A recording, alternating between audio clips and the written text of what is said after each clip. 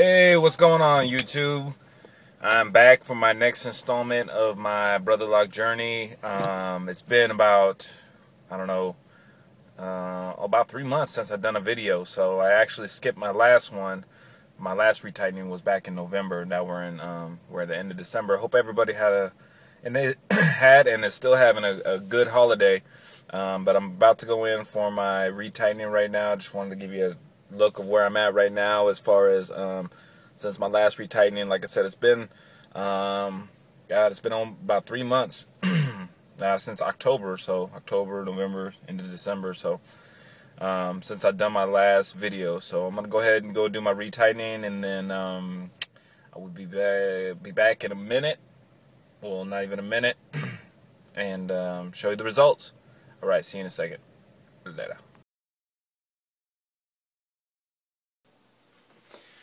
Hey, what's going on, YouTube? This is the second part of my Brotherlock Journey episode number 14.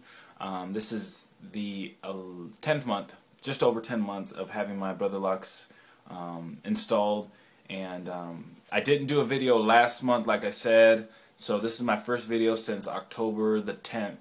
So I had a retightening since then in November, right around Thanksgiving, but I decided to skip a video that time and see, do one this time to see if there's any real change, instead of doing it every time I had to retighten.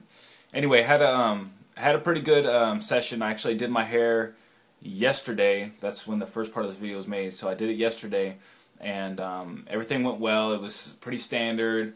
As far as the time is concerned, I didn't really have any issues. Didn't really have too many of them matting together like I had a couple videos ago. I know there was a couple, but that was I guess from what I understand, that's going to happen from time to time. So it's nothing a whole lot you can do about it.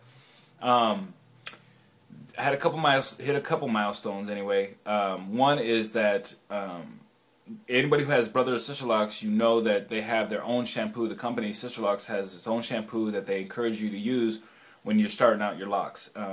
And the thing about the shampoo is it works well, but it's not cheap. It's little over, I don't know, hold on. It's a little over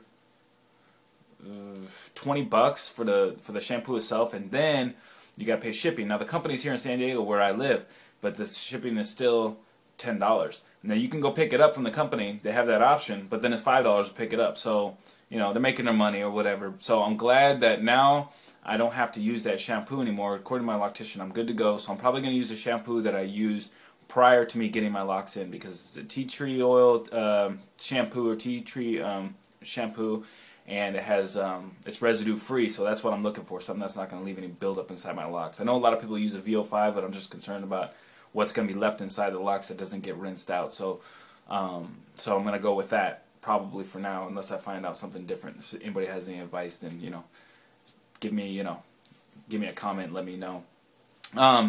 Let's see, since my last time I had a video, I was talking about using something to keep my hair from getting too dry, and so I've used a leave-in conditioner twice now, and it works well with my hair. So it's actually the Infusium 23, and it was recommended on my last video by Enal for you, ENIALE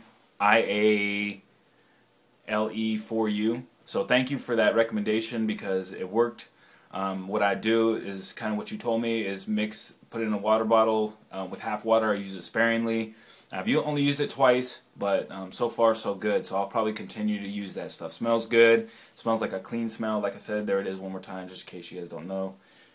They don't really sell it. I didn't see it at Walmart, so actually I had to get it at Sally's, or some kind of beauty supply place, I guess. So they have a couple different kinds, but that's the one that was recommended, and that's the one I'm using. So anyways, other than that, I also took the recommendation. I know everybody watches Brotherlock 23. That's like the dreadlock king on YouTube, which is cool. But he recommended using the Tams, these Tams right here. And I bought a couple of them. There's a nice shop here real close to me, walking distance, matter of fact, that sells them. I got a black one, I got this one. I'll probably get some more, but I really like it.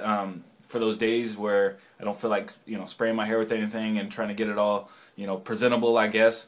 I just throw that on, and it actually it has been taming my hair to go back, which is cool because now it's getting to the point where it's too long to be sticking up and all crazy, especially at work and stuff. So I like that. I like it a lot. It's just like a beanie. It's just a little bit bigger. I mean, I'm sure you've seen them before.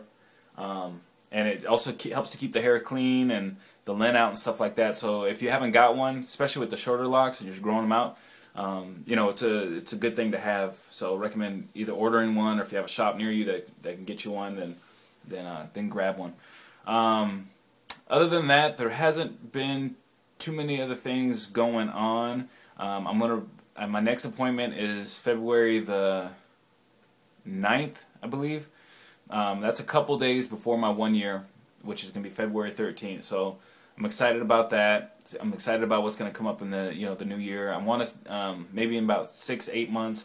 I said I would do it at my 2-year mark. That's what I tell my loctician, but who knows? We'll see how my length goes. But I am thinking about dyeing some of the tips.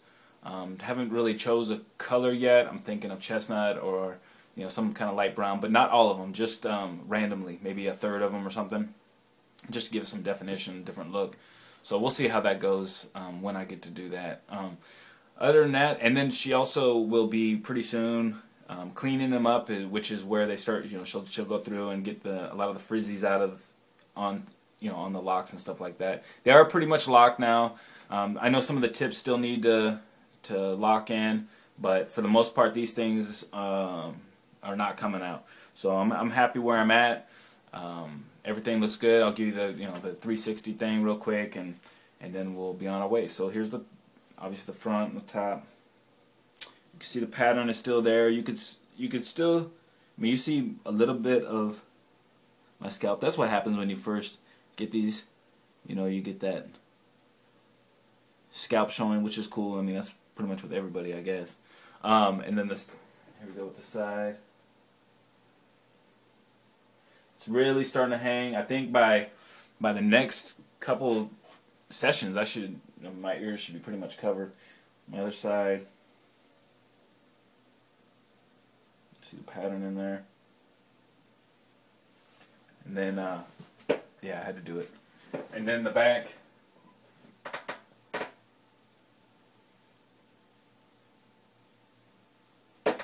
Feeling a lot softer than they did. Maybe it's that conditioner. I mean, it helps it out with the softness.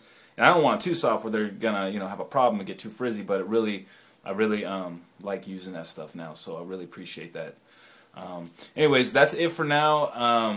Anybody have any questions or comments? Also, now I'm a part of the Locked Super Friends, and on the Facebook. And if you haven't discovered them yet, or you haven't joined the group and you're on Facebook, suggested. There's a lot of good advice, questions. Maybe you can help somebody else out, or things like that. So if you haven't, joined them or haven't heard about it, then look it up, because it's a good little forum to talk about your locks, and it's not just locks. I mean, they talk about all kinds of stuff, but I'll give a shout out to them because it's a pretty cool group. I think that's it for now, YouTube. I will see you next time.